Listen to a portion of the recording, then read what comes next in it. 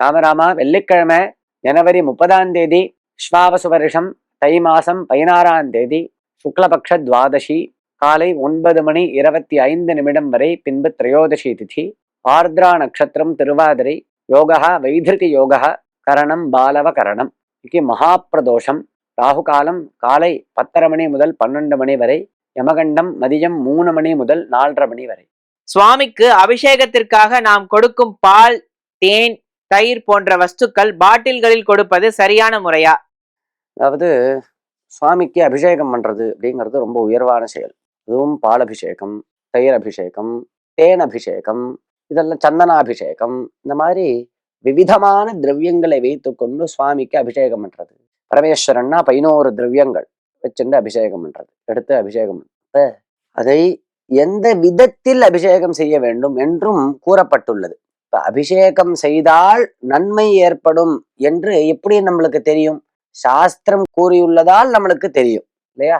அதே மாதிரி அதே சாஸ்திரம், எந்த சாஸ்திரம் அபிஷேகம் செய்தால் உனக்கு நன்மை ஏற்படும் என்று கூறுகிறதோ அதே சாஸ்திரம் இந்த முறையில் அபிஷேகம் செய்தால்தான் உனக்கு நன்மை என்றும் கூறுகிறது. அதையும் நாம் ஏற்றுக்கொள்ள வேண்டும் அல்லவா?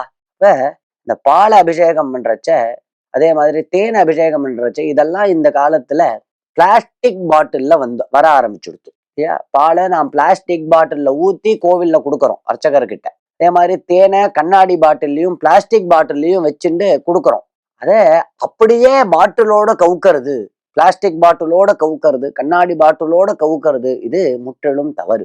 நாம் வீட்டில் அபிஷேகம் செய்யும் போதும் அந்த மாதிரி அப்படியே பிளாஸ்டிக்கோட அபிஷேகம் பண்ணக்கூடாது. பின்ன எப்படி பண்றதுன்னா, அந்த இருக்கக்கூடியதான பிளாஸ்டிக்ல இருக்கக்கூடிய பாலை ஒரு வெள்ளி சொம்புலையோ அல்லது ஒரு பித்தளை சொம்புலையோ ஊற்றிக்கொண்டு அதை வலது கையால் சுவாமிக்கு அபிஷேகம் செய்ய வேண்டும். இந்த மாதிரி தேனை அபிஷேகம் பண்றோம்னா அதை ஒரு சொம்புலையோ வெள்ளி சொம்புலையோ பித்தளை சொம்புலையோ மாட்டிக்கணும். இல்லைன்னா ஒரு உத்தரணியில, வெள்ளி உத்தரணியிலையோ ஒரு பித்தளை உத்தரணியிலையோ அதை ஊற்றிக்கொண்டு அதை சுவாமியினுடைய சிரசில் ஊற்றி அபிஷேகம் செய்ய வேண்டுமே தவிர, பாட்டிலோட அப்படியே பிளாஸ்டிக் பாட்டிலோட கவுக்கிறது என்பது தவறு என்று சாஸ்திரம் நம்மளுக்கு குறிப்பிடுகிறது. ராமராம்.